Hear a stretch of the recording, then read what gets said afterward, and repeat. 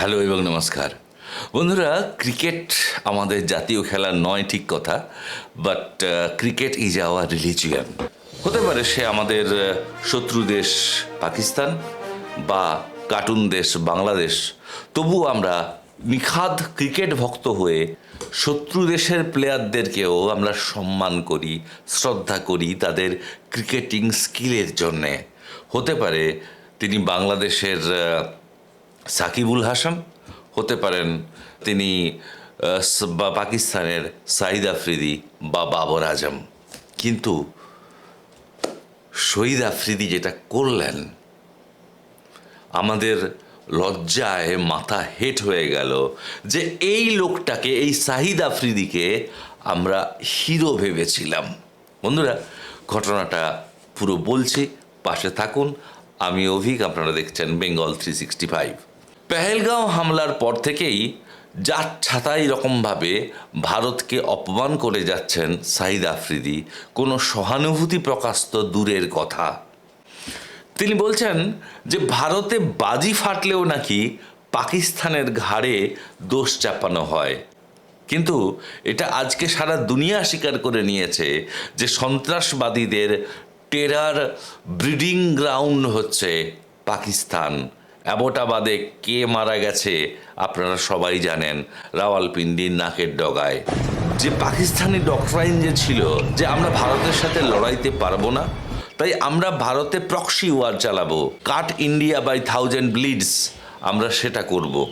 ভারতকে গেরিলা যুদ্ধে উগ্রপন্থা রপ্তানির মাধ্যমে ভারতকে অস্থির করে তুলব। আমাদের জীবনের কোনো দাম নেই।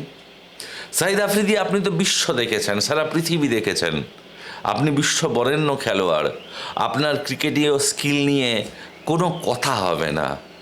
কিন্তু আপনি তো কূপমণ্ডুক 8-10টা পাকিস্তানি বাংলাদেশিদের মতো নয়।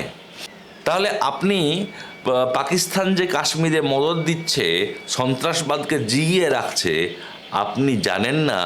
এটা বললে একটা শিশুও হেসে ফেলবে।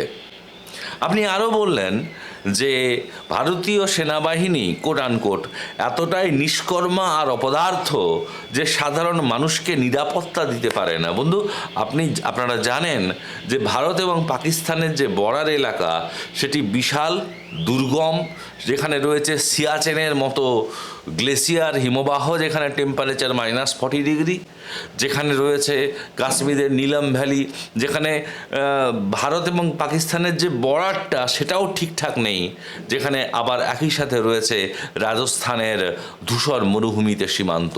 তাই এই বিশাল সীমান্ত এক কথায় পাহারা দেওয়া টোটালি অসম্ভব ব্যাপার। এবং আপনারা জানেন, যারা আমাদেরকে নিরাপত্তা দেন, সৈন্যবাহিনী, আমার কোথাও যেন মনে হয় যে তারা একটা থ্যাঙ্কলেস জব করেন। আজকে যে আমি বেঁচে আছি because of our security forces, কিন্তু আমরা ধন্যবাদ দিই না। কিন্তু যখন তাদের সামান্য একটা ভুলচুক হয়ে যায় এবং ভারতে কোনো উগ্রপন্থা হামলা হয়, তখন আমরা সেনাবাহিনীর সমালোচনা করতে রাস্তায় নেমে পড়ি।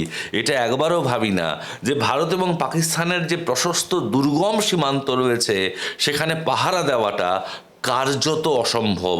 আরে আমেরিকা পারেনি মেক্সিকো বর্ডারে পাহারা দিতে। মেক্সিকো থেকে ইল্লিগ্যাল ইমিগ্রেশন এখনও হয়ে চলেছে, যেটাকে ডাঙ্কি রুট বলা হয়। তো যাই হোক, সাঈদ আফ্রিদি এটা বললেন, উদ্দেশ্য ভারতকে হেয় করা। শিখর ধাওয়ান, আর এক ভারতীয় ক্রিকেটার, তিনি যখন শহীদ আফ্রিদির এই মন্তব্যের প্রতিবাদ করলেন, তখন সাঈদ আফ্রিদি চায়ের কাপ হাতে নিয়ে বায়ুসেনা উইং কমান্ডার অভিনন্দন বর্ধমানের কথা মনে করিয়ে দিয়ে ব্যঙ্গ করলেন। অবশ্য শহীদ আফ্রিদিকে জবাব পাওয়ার জন্যে খুব একটা বেশি দিন অপেক্ষা করতে হয়নি। পেহেলগাঁও কাণ্ডের ঠিক দিন 15 পরেই ভারতীয় সেনা শুরু করলো অপারেশন সিঁদুর। 8 লক্ষ এই সেনার বীর বিক্রম সাঈদ আফ্রিদি নিশ্চয়ই দেখেছেন। কিন্তু সাঈদ আফ্রিদি, যতই তাকে আমরা শ্রদ্ধা করি, মানুষটি অত্যন্ত অপদার্থ এবং গোঁড়া, এবং পায়ে পা লেগে ঝগড়া বাঁধানো যেটাকে বলে, তাই করতে ভালোবাসেন। ভারতের কাছ থেকে মার খেয়েও পাকিস্তান, জানি না কেমন অদ্ভুত দেশ, তারা আনন্দে মত্ত। বাহিনীর প্রধানকে জিজ্ঞেস করা হয় যে আপনারা যে দাবি করছেন আপনারা 5-6খানা রাফায়েল, ভারতীয় রাফায়েল আপনারা গুলি করে মেরেছেন, তো তার সোর্স কি? উত্তরে পাকিস্তানের প্রতিরক্ষা মন্ত্রী বলছেন, কেন সোশ্যাল মিডিয়া, এই তো পাকিস্তানের অবস্থা। সাইদ আফ্রিদি একটা মিছিল পর্যন্ত বার করলেন যে হাম জাং জিত গায়ে, এবং শুধু তাই নয়, পাকিস্তানি সেনাপ্রধান আসিফ মুনিরের সঙ্গে তাকে জাপটে চুমু পর্যন্ত খেলেন। যদিও কিসের জন্য তার এই আনন্দ সাইদ আফ্রিদির সেটা বোঝা যাচ্ছে না। আসলে বিশ্লেষকদের মতে শাহিদ আফ্রিদি আর একজন ইমরান খান হওয়ার চেষ্টা করছেন। যদিও ইমরান খান সম্পর্কে যে রিপোর্ট বেরিয়েছে প্রকাশ্যে আর সেটা বলছি না, তো সেটা যদি সত্যি হয় তাহলে প্রধানমন্ত্রী হওয়ার পরেও সাইদ আফ্রিদির ভাগ্য যে ভালো থাকবে, ইমরান খানের মতো হবে না, সেটা বলা যাচ্ছে না। তবে যাই হোক, তিনি মনে মনে একটা উচ্চাশা পোষণ করেন যে তিনি ভবিষ্যতে প্রধানমন্ত্রী হতে চান, এবং প্রধানমন্ত্রী হতে গেলে আপনাকে আর্মির পুতুল হতে হবে। তাই হোমোসেক্সুয়ালের মতো তিনি আসিফ মুনিরকে চুমুতে চুমুতে ভরিয়ে দিলেন, যদিও আসিফ মুনির নিজে যুদ্ধের সময় 2 দিন বাংকারে লুকিয়ে পড়েছিল। আসলে সাইদ আফ্রিদির যে এই যে ভারত বিদ্বেষ, এর দুটো কারণ রয়েছে। এখন দেখুন, পাকিস্তান বা তার ছোট ছেলে বাংলাদেশ, সেখানে আপনাকে হিরো বা দেশপ্রেমিক দেখাতে গেলে আপনাকে প্রমাণ করতে হবে আপনি কত বড় ভারত বিদ্বেষী। তো সাইদ আফ্রিদিও সেই সহজ রাস্তাটা বেছে নিয়েছেন যে যত ভারতকে গালি দেব তত আমার পপুলারিটির পারদ চড় করে বাড়তে থাকবে। আর একটি ঘটনা যেটা ইন্ডিয়া টুডে রিপোর্ট করেছিল, সেটা হচ্ছে আফ্রিদির এক তুতো ভাই, তার নাম হচ্ছে সাকিব।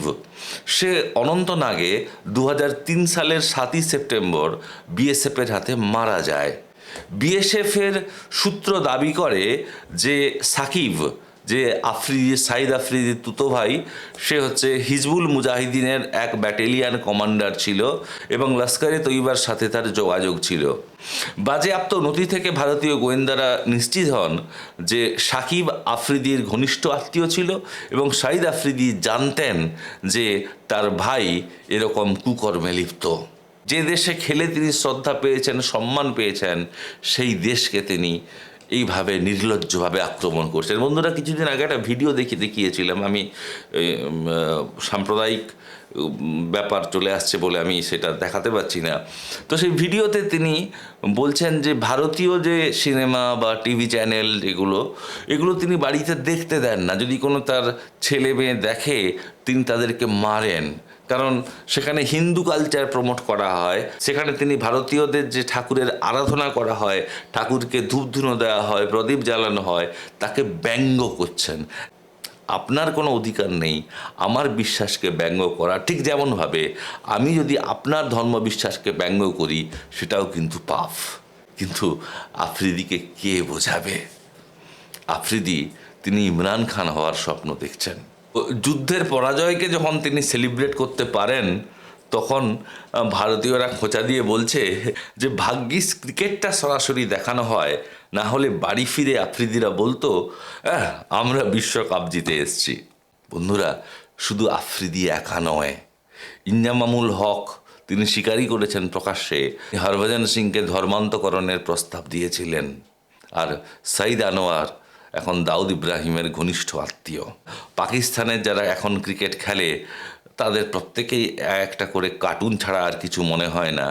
না পারে ইংরেজি বলতে, না পারে ক্রিকেট বুঝতে, টিমটা শেষ পর্যন্ত তলানিতে ঠেকেছে।